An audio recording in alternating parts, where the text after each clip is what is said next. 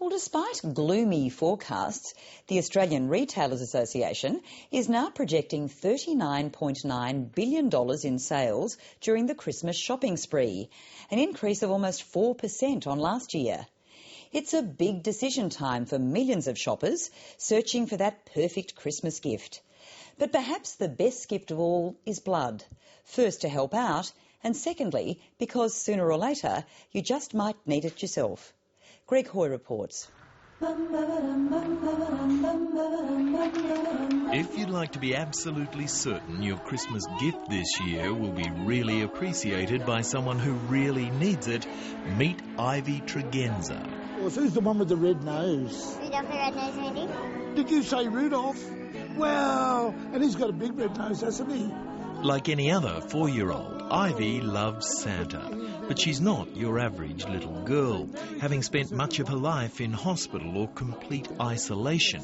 Were it not for blood donors, Ivy from Ellalong near Cessnock in New South Wales could not survive. She means the world to everyone. When Ivy's unwell, our whole world falls apart. It turned out that she had a primary immune deficiency, which basically means that she doesn't mount a response to infection the way that you or I would.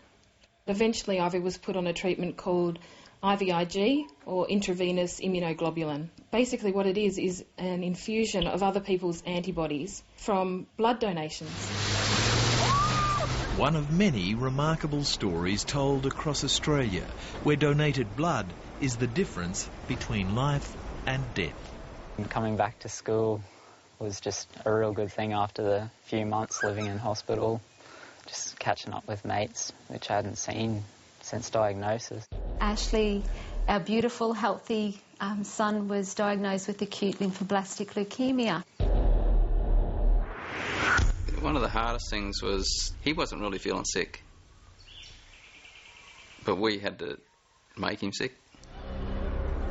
I had no idea how many blood transfusions were required. I thought they were just for car accident victims.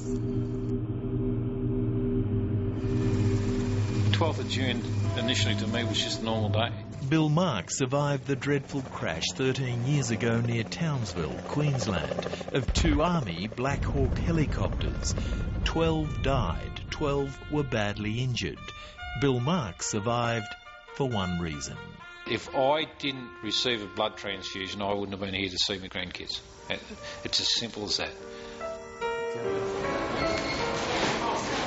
Sadly, 1 in 3 Australians will need blood or blood products such as platelets or plasma in their lifetime.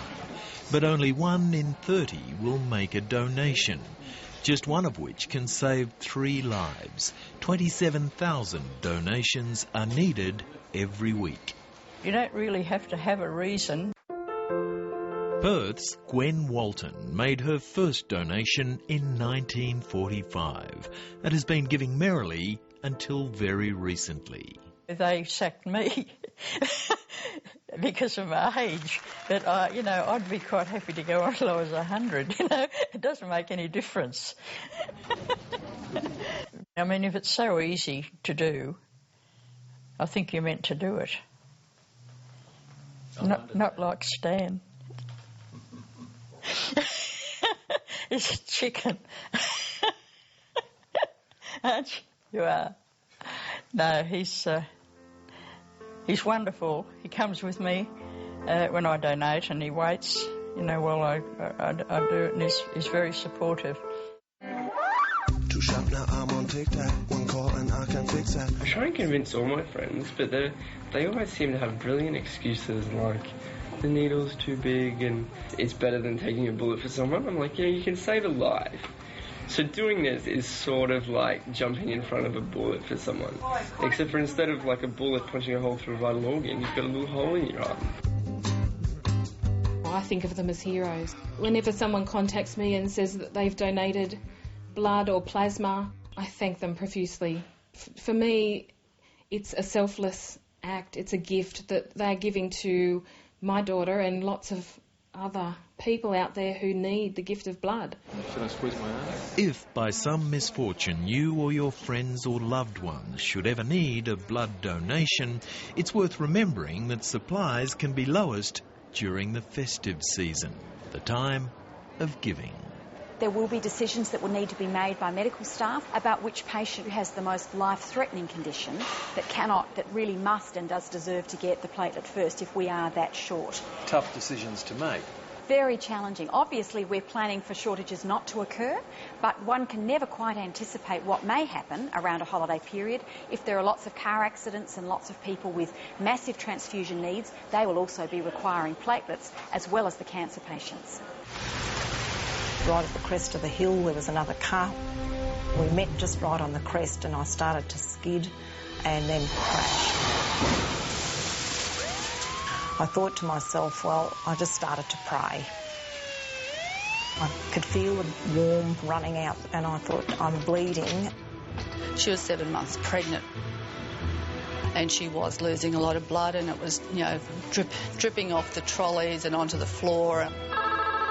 The hospital rang one Sunday and said there's been a serious car accident. We had a list of people that were O-negative grouping, and we called on them. We need all the blood we can get to save this girl's life before they could airlift her out to Brisbane. She had asked, for Father Kevin to be there as well. He said, Kath, what do you want me to do? Do you want me to anoint you? And I said, yes, please. I'm always so grateful for what people did. Most people never know who gives them blood, but 4 of my donors I know, so it's I think that's rather special, really. So many happy endings, and blood supply permitting, young Ivy Tregenza has a promising future herself. Now, because she has the IVIG, I see a happy, normal little girl who is making the most out of her life, and for me that's the best thing of all. Though sadly competition is increasing for the immunoglobulin, or IVIG, Ivy depends on from donors. It's basically a supply and demand issue. There's not enough supply. IVIG is actually the product in Australia of the greatest demand. We actually are the 3rd highest user of IVIG in the world. Why is that? Part of it is because our government's made decisions to support its use in a variety of conditions where it is very effective, but importantly it's partly about the ageing of our population. We're all living longer, and it's very effective in its use in a number of autoimmune conditions which people can develop later in life. Today, 20% of the IVIG used in Australia has to be imported from overseas donors. A simple fact to reflect on this Christmas when choosing the best gift to give. We go through everything with her. We talk about how people give the gift of blood and how important that is, and that it's like giving a present to Ivy.